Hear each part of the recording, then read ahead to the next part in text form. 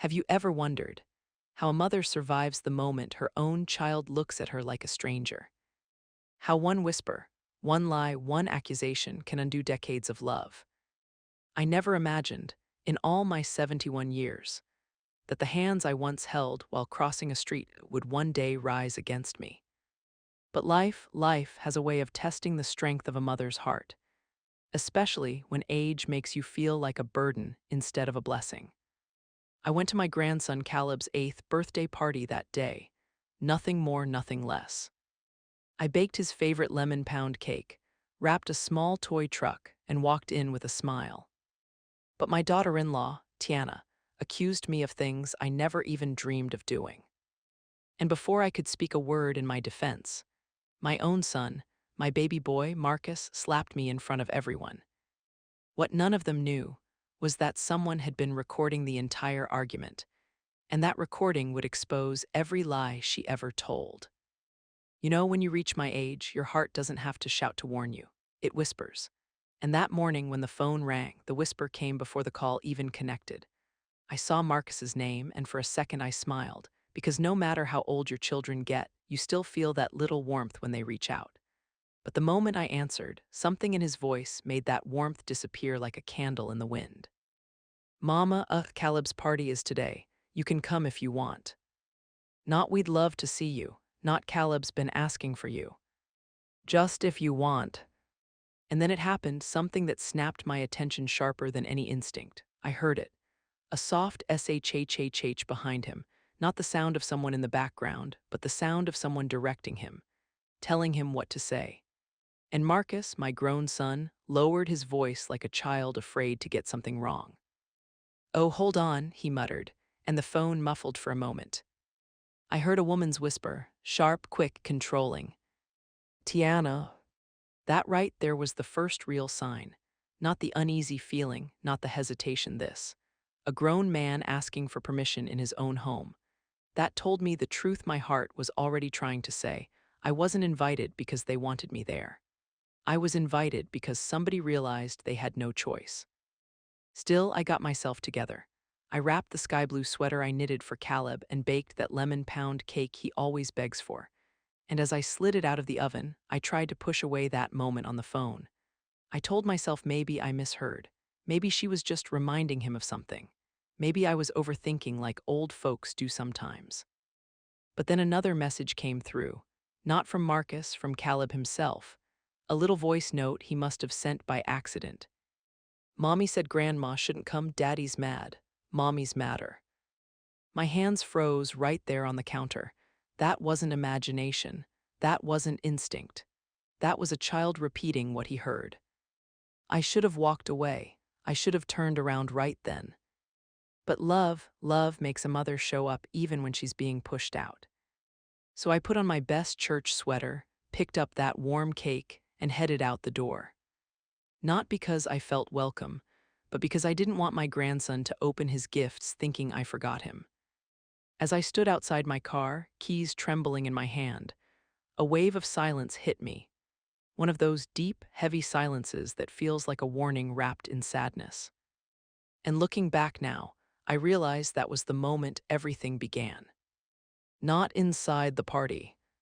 Not when the accusations started. Not when the slap landed. No, the real beginning was the whisper behind Marcus's voice. I should have trusted that uneasy feeling. Driving toward their neighborhood, the whisper I'd heard behind Marcus's voice still tugged at me. To settle my nerves, my mind drifted, just for a moment, back to simpler times. I remembered the little boy who used to run down our hallway in those Spider-Man pajamas, believing he could leap from the couch and actually fly. The same boy who'd press his cheek against my arm on stormy nights and whisper, "Mama, don't let the thunder get me." Those memories weren't long or complicated, just small flashes of warmth. Enough to remind me why I kept showing up, even when my heart felt unsure. But when I turned onto their street, the shift hit me immediately. Cars lined both sides of the driveway. Music drifted out from the backyard, children laughing, a balloon popping, the faint smell of barbecue charcoal mixing with spilled juice on the pavement. It should have felt festive. It didn't. Something in the air sat still, like the house itself was holding its breath. I stepped out with the cake in my hands. A few adults saw me, then looked away quickly, pretending to fix plates or straighten decorations. Everything looked bright: streamers, blue balloons, cartoon banners, but the energy around me dimmed the moment I approached the door. It wasn't the silence that hurt, it was the intentional avoidance. The way people acted busy, just to avoid acknowledging me. When Tiana finally opened the door, she didn't step aside right away. She held the frame with her arm, blocking the entrance just long enough to make her point. Then she gave me a smile so thin it could have cut paper. "Oh, you made it." Not warm, not welcoming. A line delivered like she had practiced sounding polite. I lifted the cake gently. "Made this for Caleb, lemon pound like always." She took it with 2 fingers. Just 2. And after holding it for a single second, she immediately wiped her hands on her jeans, quick and dismissive. "You can put your things on the counter. We already have plenty." Inside, the chatter softened. Not completely silent, just dampened enough that I knew my presence shifted the air. Kids ran past me, barely glancing. Adults nodded without meeting my eyes. And then I spotted him. "Marcus." He looked up just briefly, long enough for me to see something tremble in his jaw, a guilty swallow. Then he turned away too fast, pretending to adjust a stack of plastic cups, not ignoring me, no, hiding from me. That tiny, awkward flinch said more than any words could have. As I stood there in that bright, lively room feeling strangely out of place, I realized the tension in the air wasn't random. It had a source, a direction, a plan. Because the real blow wasn't the cold welcome. It was what came after. And the moment I felt every eye slide past me in that room, I knew exactly where the storm was coming from. Tiana. She has been a complicated presence in my life from the very beginning. Not evil, not cruel, at least not openly. Just guarded, sharp around the edges, always needing to be the one who seemed most composed. When Marcus first introduced her, she stood in my doorway smiling politely, but her eyes were busy, measuring everything. Not with hatred, more like someone who'd spent her whole life fighting to prove she belonged everywhere she went. I tried to welcome her, but little moments told me she wasn't welcoming me. There was the Sunday dinner when she insisted she wasn't hungry, but later whispered to Marcus in the kitchen, "Your mother still cooks with too much butter. I can't eat like that." Or the Christmas she arrived 2 hours late and placed her gifts under the tree without a word to me, as if I were just another piece of furniture in the room. And after Caleb was born, she barely let me hold him for 5 minutes before saying, "He needs consistency. Too many different hands confuse babies." I remember Marcus looking between us then, his jaw tight, like he wanted to speak up but didn't. I told myself she was anxious, trying too hard, wanting everything perfect. That tiny bit of humanity is what kept me patient. But today, standing in that birthday party surrounded by balloons and the smell of frosting, something about her was different. She didn't just seem tense, she seemed alert, watching me. Every time I moved, her eyes flicked over like she was checking to see where I stood.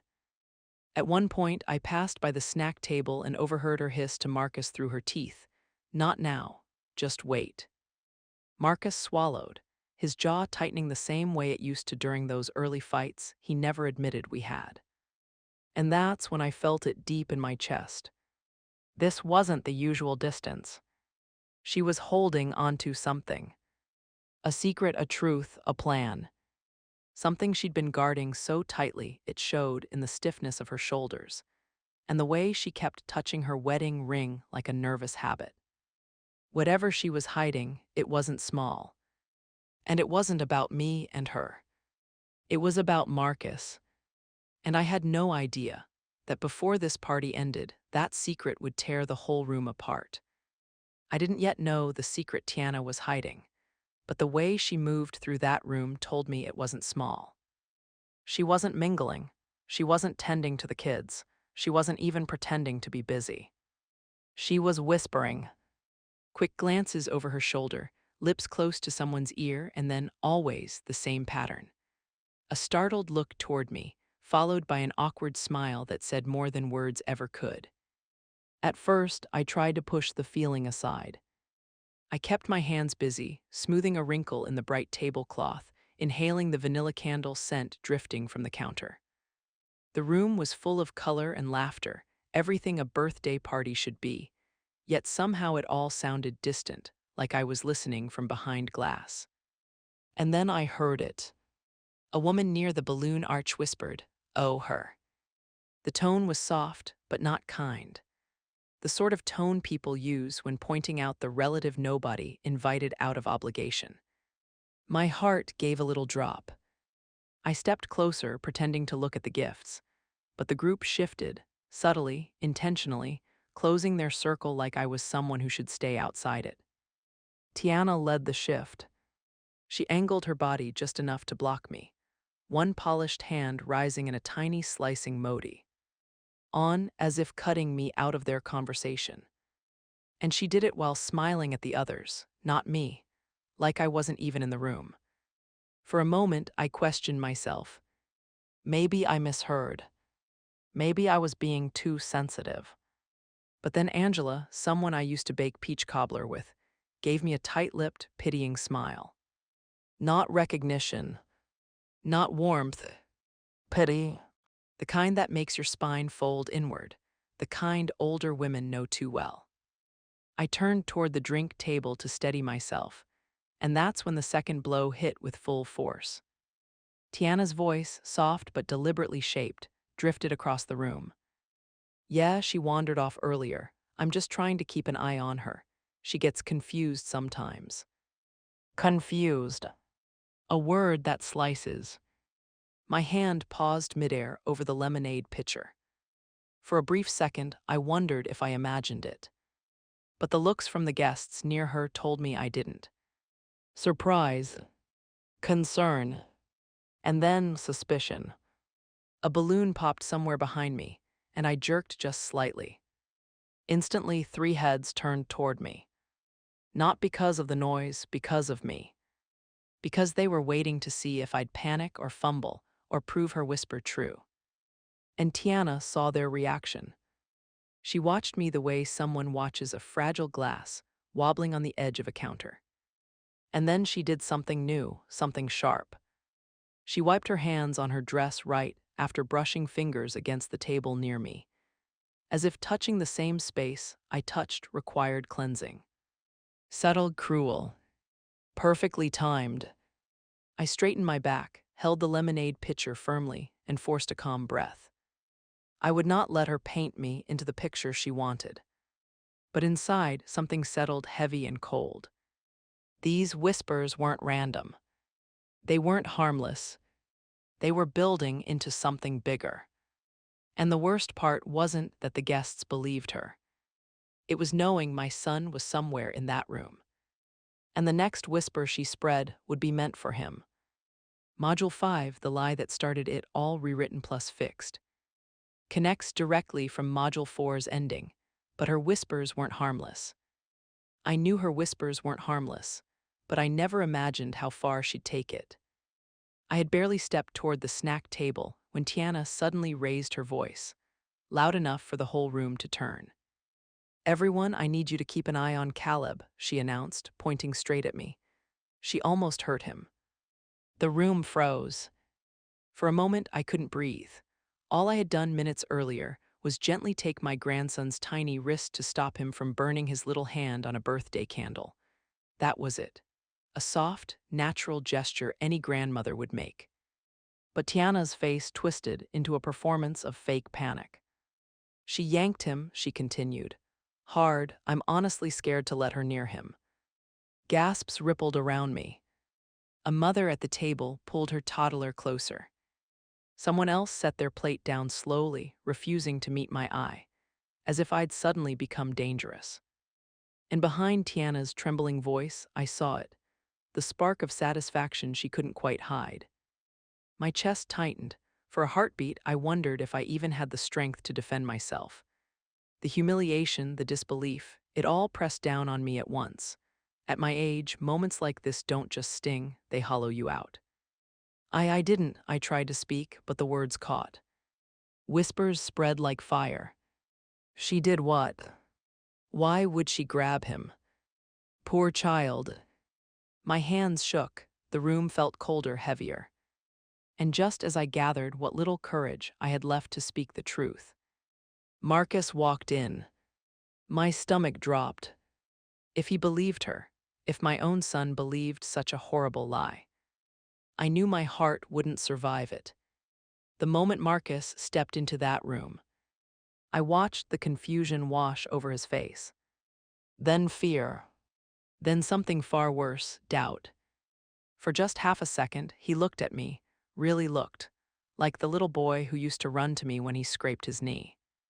Like he wanted to believe me. Like he was searching my eyes for the truth he had always trusted. But then he turned toward her. And whatever softness he had left, it went straight to Tiana. She slid closer to him, clinging to his arm like she needed protection, lowering her voice into that dramatized fear she puts on whenever she wants attention. She grabbed Caleb. Marcus, I was so scared, she whispered. He stepped slightly in front of her. Not accidentally. Not unconsciously. He did it like he felt he needed to shield her from me. The guests reacted instantly. A woman scooped her child closer.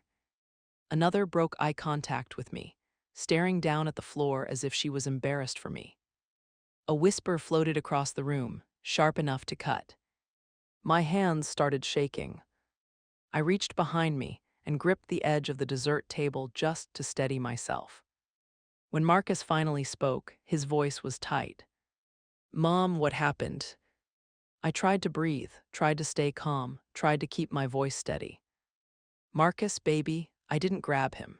I just moved Caleb's hand away from the candle so he wouldn't burn high. Mom, he snapped sharply, not here. It felt like a slap all on its own. The crowd stiffened. Even the children nearby grew quiet. I waited, silently begging for him to say something. Anything.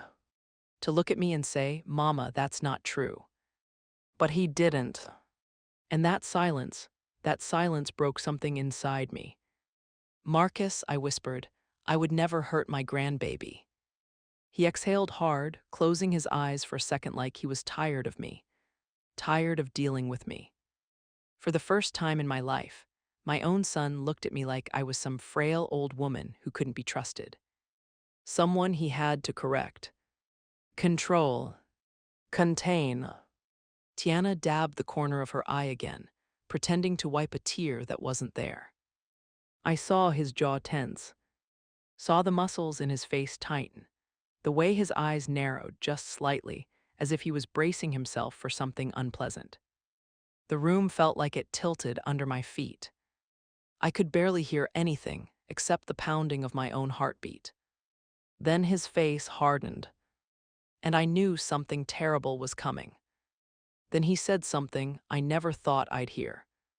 For a moment, Marcus just stared at me, jaw tight, eyes torn, breathing uneven. I could see it, the conflict twisting inside him. He wasn't a cruel man. He wasn't raised to be disrespectful. But whatever Tiana had whispered into his ear, whatever story she spun, had poisoned him. And then he looked at her. That was the moment I felt my heart sink. She clutched her arm dramatically, as if she needed support.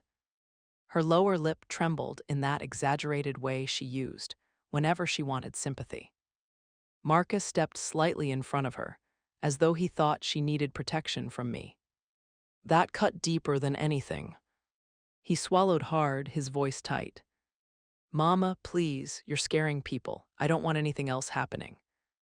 Anything else. As if something had already happened. As if her lie about me, almost hurting Caleb, was the truth.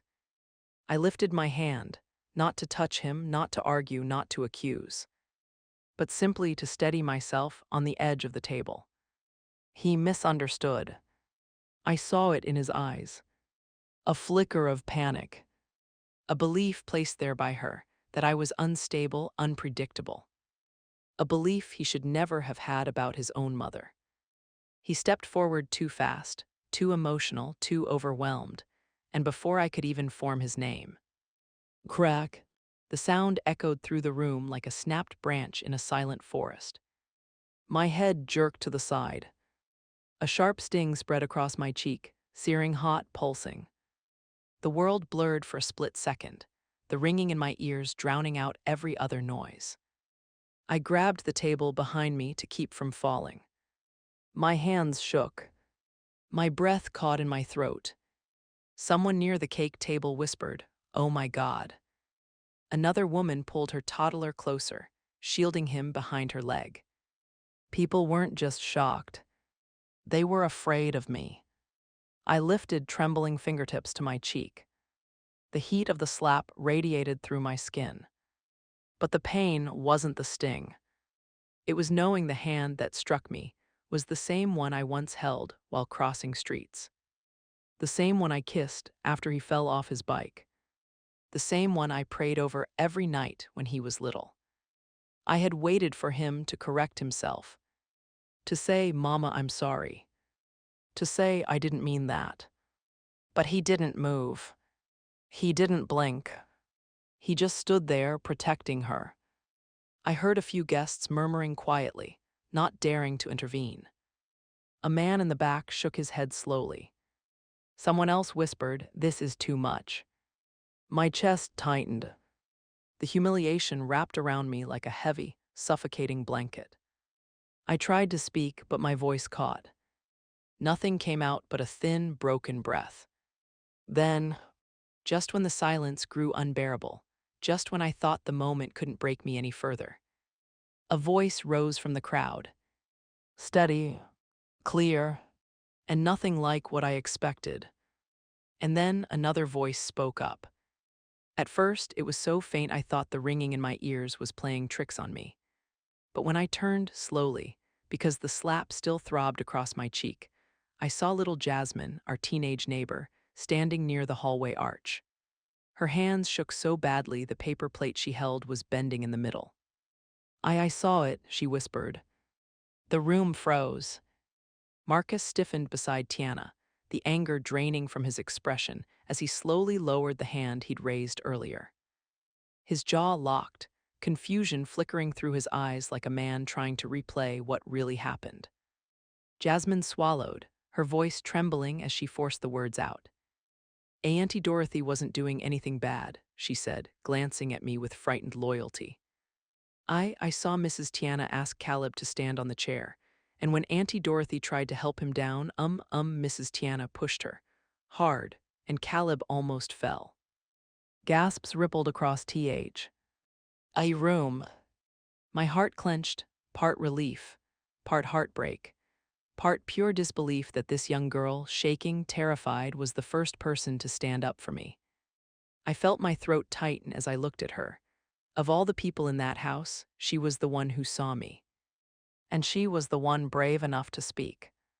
Tiana's smile didn't disappear all at once. It cracked, piece by piece, like cheap porcelain under heat. Her voice wobbled when she spoke. That's not true," she said, trying to keep her tone smooth. "She's a child, she must have misunderstood." But the wobble grew, panic flashed in her eyes. She knew Jasmine wasn't lying, and she knew the room could feel it. Then Tiana snapped, but this time the shift was too sharp, too loud, too revealing. She stepped toward Jasmine, anger breaking through her mask. And that's when Tiana made her biggest mistake. Tiana's breath hitched, and for one fleeting second she tried to pull her mask back on. She smoothed her blouse, forced a smile that twitched at the corners, and said in a syrupy voice that fooled no one, "Sweetheart, you must be confused. It's been a long day." But when Jasmine didn't shrink further or take it back, the mask cracked. Tiana's voice sharpened. Actually, you didn't see everything. Dorothy has been unstable all afternoon." A murmur rippled through the room.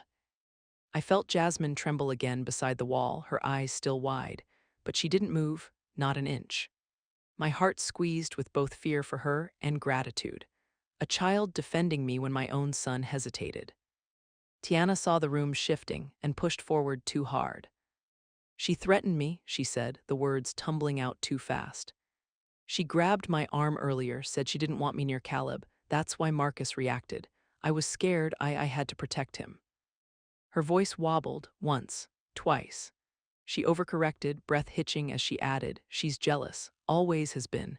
She doesn't like that I'm the one planning things now, and she said I would regret crossing her. It was too detailed, too smooth, too desperate. A few people exchanged looks, the kind that said they'd heard lies before, and this one didn't sit right. My cheeks burned, not from the slap this time, but from the humiliation of hearing my son's wife paint me as dangerous, jealous, resentful, the kind of woman who'd threaten her own family. I swallowed hard. Is that really who she wants them to believe I am? Marcus shifted beside her. His eyes flicked to me just for a second, and in that tiny window I saw it, guilt, raw and thin, before confusion swallowed it again.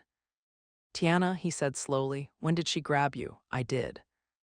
You weren't listening, she snapped, the sweetness gone now, her voice climbing too fast. Everyone was talking, you didn't notice. I told you she was acting strange earlier, I told you. Her breath broke, words fumbled. A stutter cracked through her next sentence. I'm telling the truth, she's not well today. The room stilled, not convinced, not dismissive, just frozen in that painful uncertainty where everything could tilt either way. Jasmine lifted her chin an inch, watching Tiana with wide, scared eyes. She knew. Everyone could see she knew. Then, a soft shuffle of shoes. A shadow crossing the floor. Someone stepping forward from the back. A deeper voice began to speak.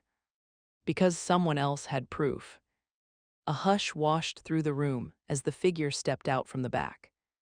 It was Caleb's older cousin Derek. 16, maybe 17 now. Taller than I remembered, shoulders tense, curls falling into his eyes. His phone was clenched in his hand so tightly his fingers had gone pale. He cleared his throat. When he spoke, his voice tried to be steady, but fear quivered under it. I got something. I didn't mean to record anything important. I was just filming the decorations earlier, and then everything kinda happened real fast. The room lined in, literally. People angled their bodies toward him. Chairs scraped, someone whispered, a video. Tiana froze mid-breath. Marcus straightened, confusion tightening his jaw. Derek swallowed hard and looked at me. Just for a second, apology and worry flashing in his young eyes. Then he looked down. I didn't know if I should say anything, but I saw what happened, and I got it on video. A few gasps. A ripple ran through the guests like a sudden wind. Tiana spun toward him so sharply her earrings swung.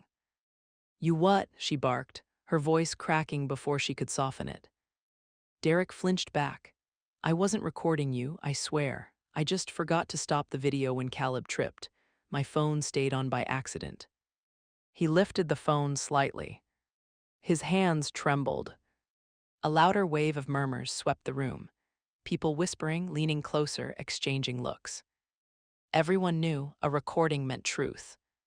Tiana stepped forward slowly, trying to rearrange her face into something gentle. Honey, sweetheart, you're confused, she said, voice sweet. But shaking, phones glitch, angles distort. You probably caught something shadows made look different. Let me see it, okay? But her smile twitched at the edges. Her eyes were wild. Derek tucked the phone closer to his chest and took another step back. No, ma'am, it's clear. It got everything. Everything. My stomach dropped. My knees nearly buckled. For the first time since this nightmare began, a quiet breath of hope filled my lungs. Thin, fragile, but real. Tiana suddenly snapped, the mask slipping clean off. That video is private. You can't just show people. Delete it right now. Several guests gasped. Someone whispered, why would she say that? Marcus turned toward her sharply. Tiana, why are you panicking? Her mouth opened, but no words came. Derek's voice, soft but brave, cut through the tension. You should all see it. Silence. Tight, heavy waiting. Then Marcus stepped forward, face hardening with something between fear and determination. "Show me the video," he said, voice low. Then louder, firm, unmistakable. "I want to see it now." Marcus demanded to see the recording. Caleb's older cousin tapped play, and the sound filled the room, soft party music, toddlers squealing, adults chatting. Normal, harmless. The exact opposite of the chaos that came after. Then the camera turned toward the dessert table. Toward me. Toward Tiana. The room leaned in. The footage caught Tiana glancing around, checking whether anyone was watching. Then she stepped right behind me and shoved my shoulder, quick and deliberate. Not enough to knock me down, but enough to send me stumbling forward, toward the baby's high chair. A collective gasp burst through the room. On the recording, I grabbed the table edge to steady myself, my hands nowhere near the baby. But from certain angles, if someone lied well enough, it could look like I was lunging. And that's exactly what Tiana had claimed earlier. Her voice came through next, clear, steady. Nothing like the terrified mother act she'd performed minutes ago. "Watch where you're going," she muttered. "You almost hit my baby." The audience froze. Then the video showed her stepping around me, positioning herself like a shield between me and the child, setting up the perfect story to tell Marcus later. Another beat of party noise, a kid laughing over spilled juice, someone clapping in the back. Then Tiana's hand shot up. Her face twisted. She hissed, "You won't ruin my day," right before raising her arm. And that was when Marcus rushed into frame. The camera jerked. A blur. A shout. Then the slap cracked through the speakers. Loud, sharp, sickening. People recoiled. Some shook their heads. A few stared at Marcus like they were only now understanding what he had done. The sympathy in the room shifted in an instant. Away from Tiana. Away from the lie. Straight toward me. Tiana panicked. "No, no, that's not what happened," she sputtered. She reached for Caleb first. I swear she did. She tried to grab him. You can't see it because the camera angle is bad. She tried to hurt him. I was defending my child." Her voice climbed higher, more desperate. "But she stumbled because she pushed me first," she insisted. "I was just reacting. You don't understand." The contradictions piled up. The lie was collapsing. Marcus didn't move. He stared at the phone like someone had shattered the floor beneath him. His hands slipped to his sides. His breath hitched, quivering, as if he were witnessing his own cruelty play back in slow motion. Then slowly, painfully, he looked at me. And what I saw in his eyes was not what I expected. It wasn't rage. It wasn't confusion. It was something far more devastating. Marcus didn't get angry. He didn't shout. He didn't demand explanations. Instead, his whole body seemed to fold in on itself. He took one step toward me, unsteady, almost clumsy, and his voice came out hoarse. "Ma, I'm sorry." Just that. 2 words. Small, shaking, stripped of every defense he had left. A chair creaked somewhere in the room. Someone exhaled sharply. The world shifted, reminding me we weren't alone. Marcus swallowed hard, trying to keep his composure and failing. I saw that video, and I thought you tried to grab him." His voice cracked. "She said you did. She said she was protecting the baby." He didn't say Tiana's name. He didn't have to. Everyone's eyes were already on her. I felt something inside me snap, not loud, not violent, just quiet. A thin thread breaking. That moment was the trigger. Not the slap, not the humiliation, but hearing my own son say out loud how easily he believed I'd harm my grandbaby. His knees gave out beneath him, and he sank to the floor, pressing a shaking hand over his mouth as if trying to stop a sob. "Ma, I didn't think, I just reacted." He stopped there, didn't spill everything. Didn't explain every motive or every word Tiana had fed him. And that pause left a hollow ache in my chest. There was something he wasn't saying, something deeper. A murmur moved through the guests, a low, uncomfortable wave. I heard someone whisper, "Lord have mercy." Someone else shook their head slowly, looking away. Behind Marcus, Tiana flinched. Her eyes darted toward the hallway, almost like she was searching for an escape. I just stood there. Some part of me reached for him automatically. Motherhood is reflex, not logic. But another part, a quieter, colder part, held me still. I loved him. Of course I did. But in that moment, I didn't feel forgiveness. I felt distance. He looked up at me with red, watery eyes, his voice barely steady. I don't know how to fix this. I didn't answer. I couldn't.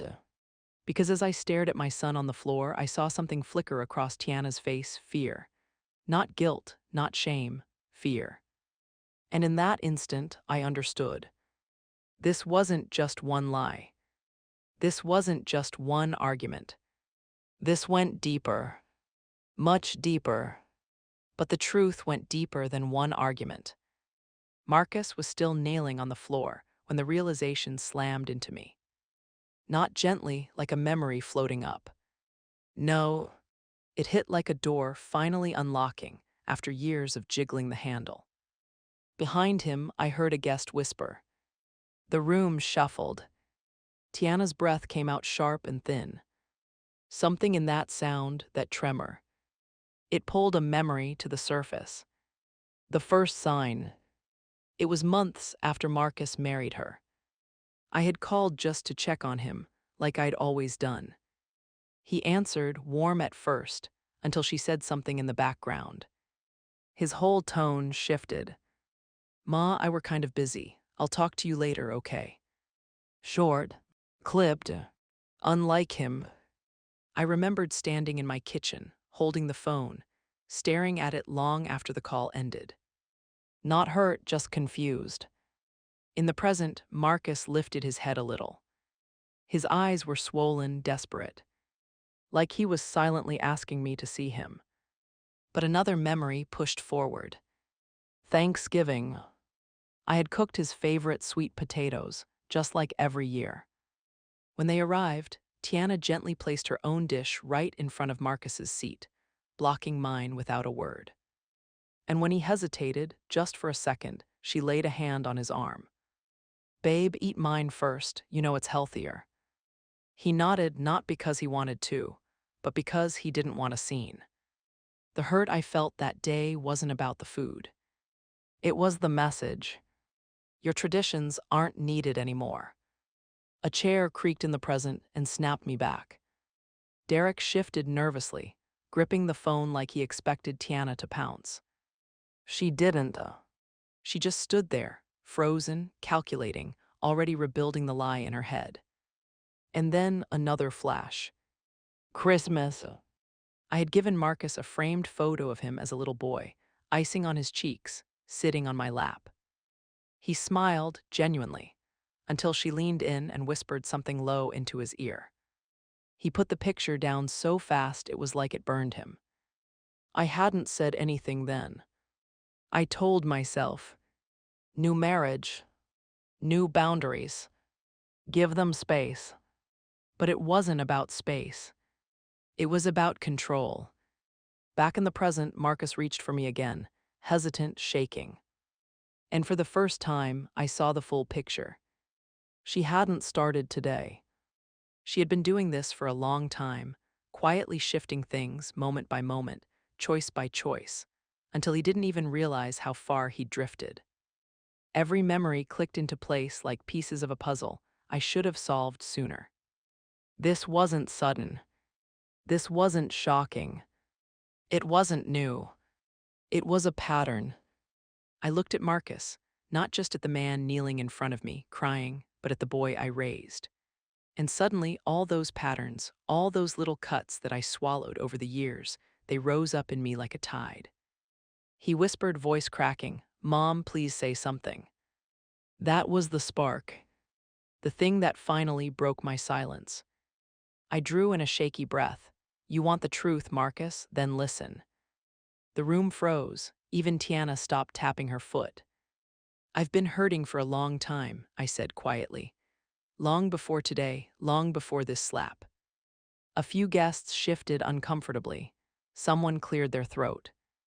I remember the first Thanksgiving I spent alone, I continued. You told me you two were too busy to come by, only for me to later see pictures on Facebook. A full table, laughter, my chair empty. Marcus's shoulders collapsed. And last Christmas, I said, I wrapped little Caleb's gifts early. Sat by the window waiting only to hear at the last minute that it was better if I didn't come, that the house was too crowded. I paused, swallowing hard. I ate dinner microwaved on a plastic tray while your son opened the presents I never got to give him. A quiet gasp rippled through the room. Someone murmured, "Oh my God." I wiped the corner of my eye, and when I tried to reach out, tried to call, I'd hear her voice in the background. My gaze drifted toward Tiana, telling you she didn't want drama. Ling you to handle me. Tiana stiffened, arms crossing tightly. I stayed quiet, I said softly, because I didn't want to lose you. I didn't want Caleb to grow up thinking I was a burden. The air felt heavy, so heavy you could hear the small whir of the ceiling fan trying to move it. But silence, it doesn't protect you. I let out a slow breath. It only teaches people they can hurt you without consequence. Marcus sobbed openly now, chest shaking. I straightened my back, my voice steadier. I've been excluded, replaced, made to feel like some outsider waiting on permission to love my own family. Another pause, but not anymore. Every eye in that room locked on me. I looked directly at Tiana, her jaw tight, her anger simmering just beneath the surface. This time, I said, I wasn't going to stay silent. Tiana's expression twitched, just for a moment, something sharp, something fearful. And that reaction, that tiny flash in her eyes, was about to blow everything open. Tiana's eyes flickered anger first, then something colder, and before anyone else could speak, she said tightly, I need a word with you. Alone.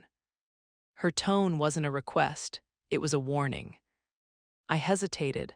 Every part of me knew she wasn't looking for peace, but I also knew this moment had been building for years.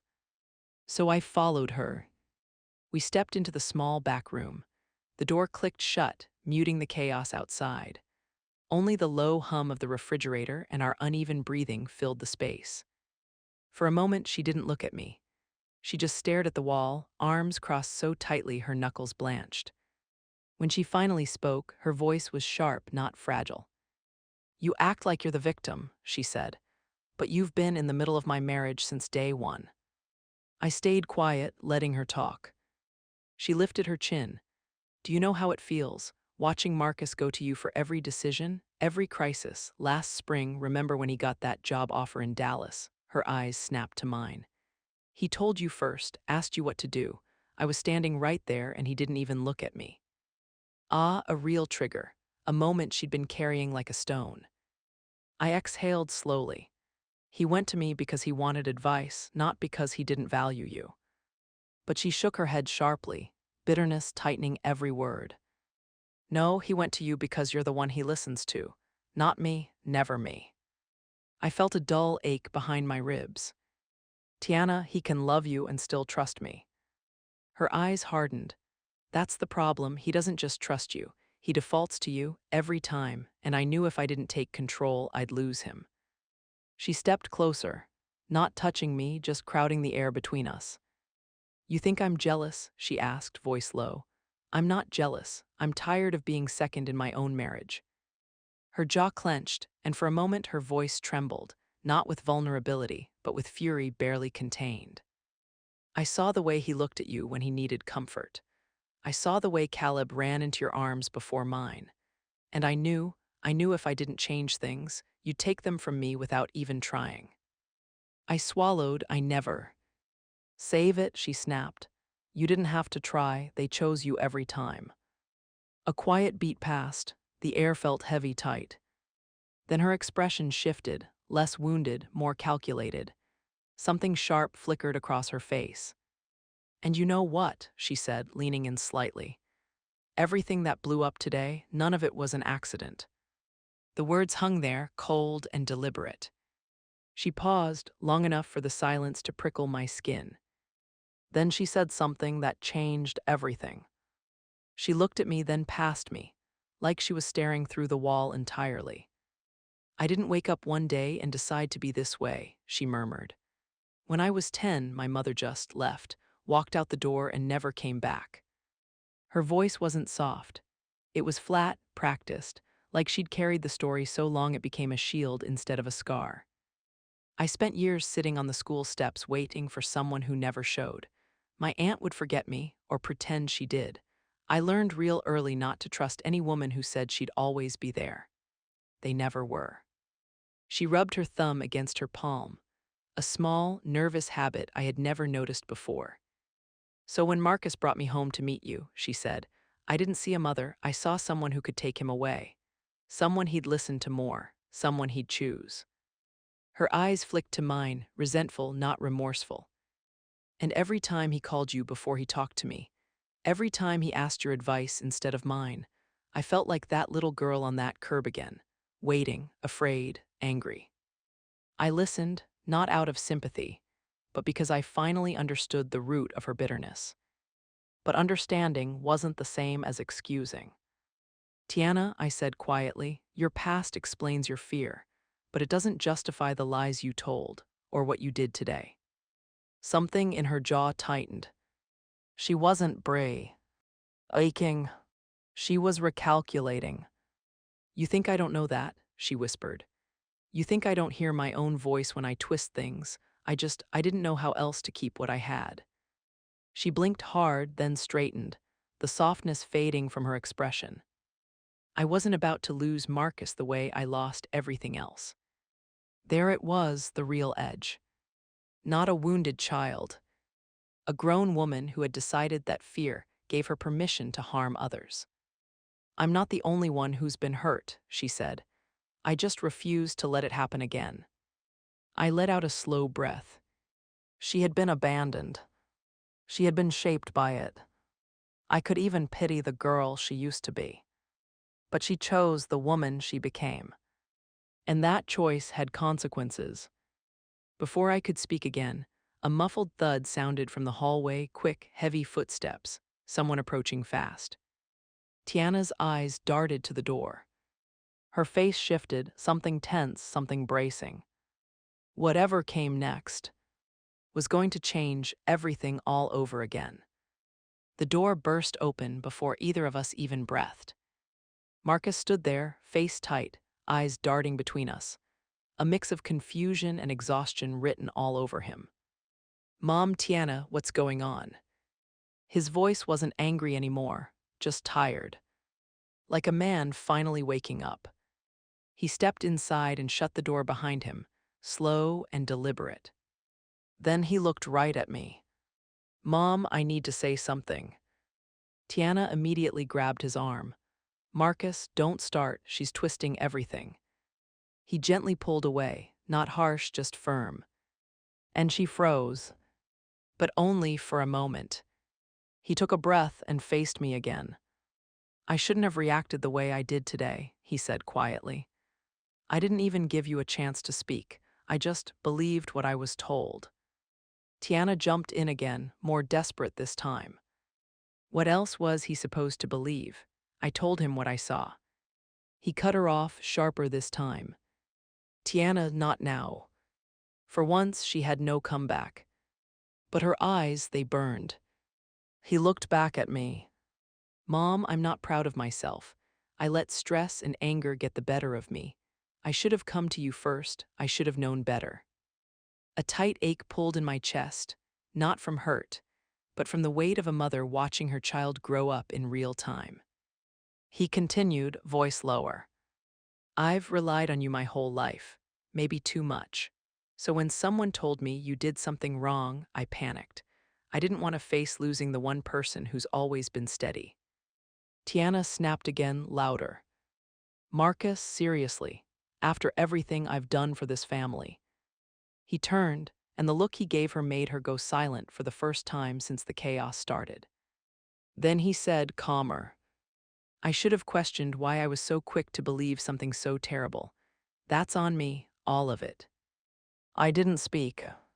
Sometimes a mother's silence is its own truth. Tiana tried one more time, voice trembling.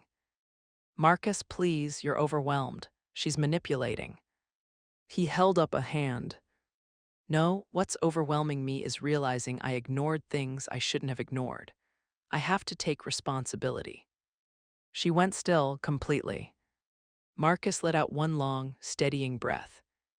And something in his expression settled, like he'd finally found the ground beneath him. Then he looked at both of us, and his voice changed. Resolute, clear, controlled. I'm done brushing things aside. I'm making a decision right now. Tiana's face went pale. And in that tense, breathless second, even the hum of the refrigerator felt loud. I knew. His next decision wasn't just going to shock us. It was going to change everything. When Marcus stepped back into the living room, the air changed. He wasn't timid or confused anymore. He looked like a man who had finally made up his mind. Tiana followed a step behind him, her shoulders tight, her breath uneven. I could see the panic starting to rise in her eyes, not wild, not dramatic, just a slow, dawning fear of losing control. Everybody, can you sit for a moment? Marcus asked. People settled quickly. The room fell into that heavy, expectant quiet families get when they know the truth is coming. Marcus took only one breath before speaking. What happened today, I didn't handle it right, he said, voice steady but strained. I believed something about my mother that wasn't true, and instead of asking her, instead of thinking, I reacted, and I hurt her. He paused, rubbing the back of his neck. His voice wasn't polished, not perfect, just honest. I'm sorry, Mom, I really am. My chest tightened. A mother waits years for certain words, sometimes a lifetime. Hearing them out loud, it did something to me. My hands trembled just slightly, but I kept them folded in my lap. Tiana stepped forward quickly, voice thin. Marcus, you can't put this on me. I just told you what I thought I saw. No, he said quietly, looking at her but not yielding. You didn't just tell me, you insisted, and I trusted you without question. Her breath caught. She wasn't angry now, she was scared. She could feel the room slipping away from her. Marcus, please, she whispered. This is embarrassing. Can we not do this in front of everyone? He shook his head. We've hidden enough. People shifted, but there was no chorus of gasps, no dramatic murmurs, just a thick, uncomfortable silence hanging over all of us. I spoke then, just a little. Truth doesn't grow in the dark, I said softly. Sometimes it needs a room full of witnesses. Marcus nodded once, almost grateful. Mom's right. Tiana's eyes filled, her voice trembling. I was scared, okay? I thought if she gets too close, if she takes over, then where does that leave me? Her voice cracked on the last word, and for a brief second she sounded so young. But fear didn't erase the harm. Marcus let out a long breath. Tiana, we can work through fear, but not lies. She lowered her gaze. Her panic wasn't exploding outward, it was folding inward. And for the first time all day, she had no defense left. The room was silent. My heart ached, not with the old hurt, but with the weight of how close we had come to breaking completely. Marcus looked around the room again. This family deserves the truth, and we're going to deal with what happened, all of it. Tiana's lips parted, maybe to deny, maybe to beg, but no sound came out. And as I watched her crumble under her own choices, I knew. This moment mattered. This honesty mattered. But healing, that would take more than an apology. Forgiveness wasn't a switch I could flip. Forgiveness would have to be earned. Forgiveness wasn't automatic. And the days that followed reminded me that healing wasn't gentle either. The house felt quieter, too quiet. There were moments I still jumped at every knock, moments I caught myself replaying the accusation, the slap, the look in my son's eyes.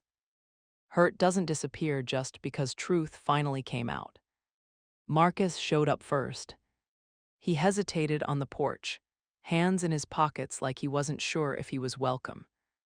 When I opened the door, he didn't rush in. He just whispered, "Can I sit with you?"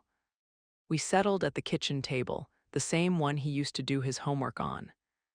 The silence between us wasn't peaceful, it was thick, swollen with everything we hadn't said. "I'm trying," he finally murmured, "but I don't know where to start." I felt a pinch inside.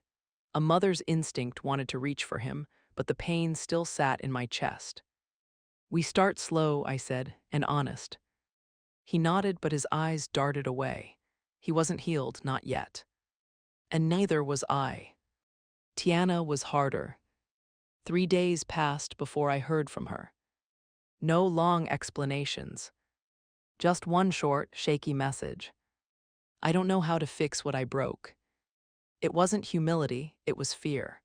A fear she didn't know how to hide anymore. When she finally came over, she paused at the doorway like the floor might give out beneath her. "I'm not asking for forgiveness," she said. "I'm just trying to face what I did." Her voice wobbled, and for a second I saw a flicker of the old defensiveness in her eyes, a tightening of the jaw, a flash of pride, but it faded almost as quickly as it came. Her change was fragile, uneven, the way real change usually is. "I can talk with you," I said, "but I won't pretend nothing happened, and I won't shrink myself to make space for your fear anymore." She swallowed hard, a tiny nod. Not agreement, acceptance. We spoke carefully, almost tiptoeing around each other. There were long pauses, avoided gazes, moments where her voice rose in panic, and she had to force it back down. It wasn't smooth. It wasn't warm. But it was a start. Later, Marcus joined us. He hovered near the doorway, uncertain, as if he wasn't sure whether to sit or stand. And for the first time, I didn't rush in to make it easy for him. We were learning new roles now, grown-up ones. The three of us talked or tried to. There were awkward silences, a few tense breaths, a moment where Tiana almost snapped again, then caught herself.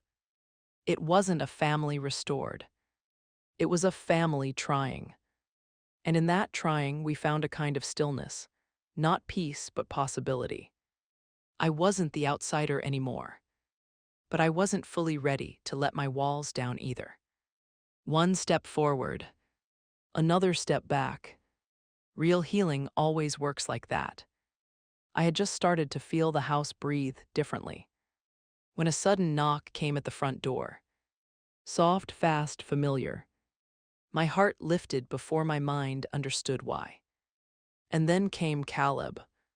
And then came Caleb.